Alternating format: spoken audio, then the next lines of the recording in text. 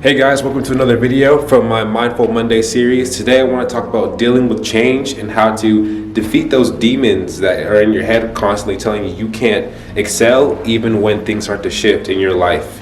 So when dealing with change, the first thing you have to beat is inertia, which is your mind's resistance to change. You have to understand that that little voice in your head is your own insecurities and your own doubt saying to yourself that you can't do it, that you can't win here, you can't do it this way. Sometimes we always try to craft this whole entire idea about how things should be in our own head before things actually happen. And as you guys usually know, just living life and going through things, you know that usually how you think something is going to happen is usually how it doesn't happen.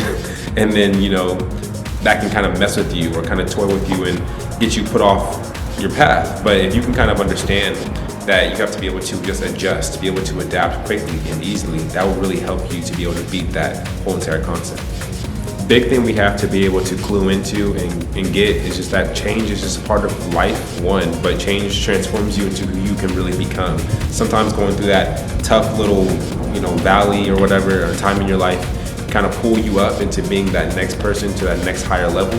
And without that, you can't get there. I think a lot of times people talk about getting the shine without going through that grind, going through that struggle to get to where you want to be. Sometimes we kind of just want to get straight to that feeling, that dream we always had. But it takes a lot of work to get to that dream, get to that position. And when you don't put in that work and don't go through what you need to go through to get there, one, it's not as meaningful. But two, you probably won't even get there. You probably won't even be at that same point that you really wanted to be at if you actually went through what you needed to go through. And me being religious, I believe in God. So I believe that God pulls us through I believe that God pulls us through different situations and different times just to be able to show us, what He has in store for us and where He can get us to if we just stay consistent, listen to Him, follow His words, follow His teachings.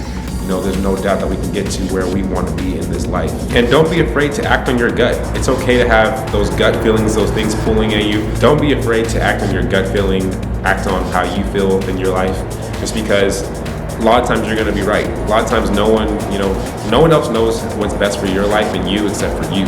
So if you go against your own body, your own mind, your own soul's wishes in order to conform to what you think should be right, or society says should be right, or someone else says should be right, you're only doing yourself a disservice. Change is so important. It's okay to switch plans, switch this, switch things. Obviously, at a certain point in time, you got to be able to pin down on what you really want and know that and then go full-fledged for it. But sometimes what you're doing at this current state in time isn't what you're going to want to be doing for the rest of your life, nor is something that you even really want to do. So don't be afraid to pivot and trust what your body and your mind and your soul tells you, because only you know what you really want out of this life. And you'll never lie to yourself. You can't lie to yourself. You know what you really want. You can lie to everyone else. You can't lie to you. So trust you and just, don't be afraid to go for it. Go for what it is that you want. Simply put, guys, only you know how great you really are and how great that, you really want to be within anything that you do. So just trust it. Trust that you're going to get there and you're going to get to your desired destination and path without all, the worrying that comes with when you make a shift, when you change your plans, when you do certain things. Dang, y'all, it's a beautiful day out today. Let's go for a walk for a little bit. Big facts. And to piggyback off my last point, you got to keep people out your head.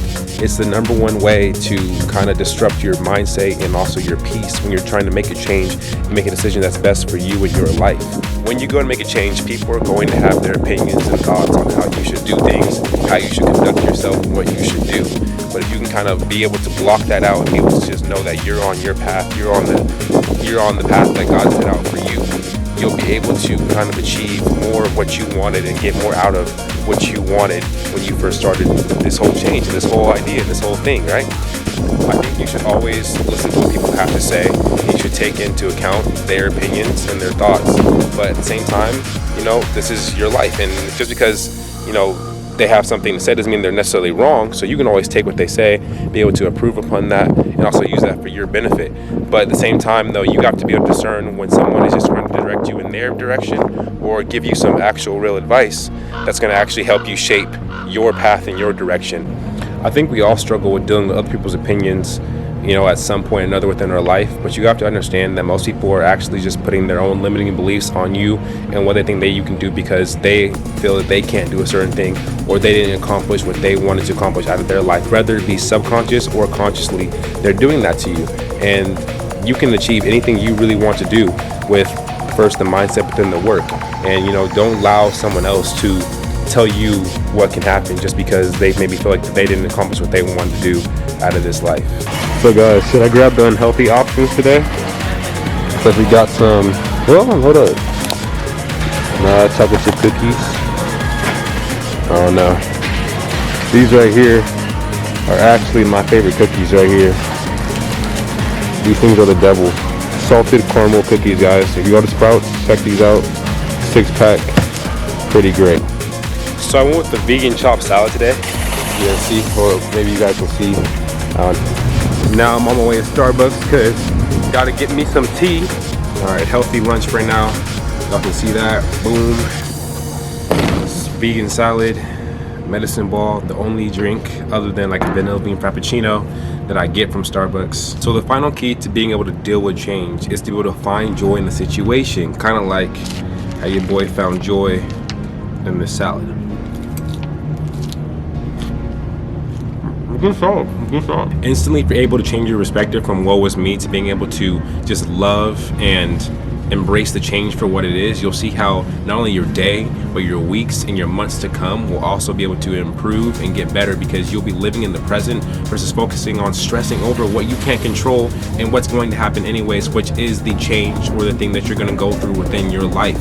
You have to be able to endure that. You have to be able to accept that, and you won't be able to if you're stressing and letting that build up inside you. If you're looking for a red car, you will find a red car. If you're looking for a yellow car, you will find a yellow car. And just like anything else in life, if you're looking for an opportunity, you will find an opportunity.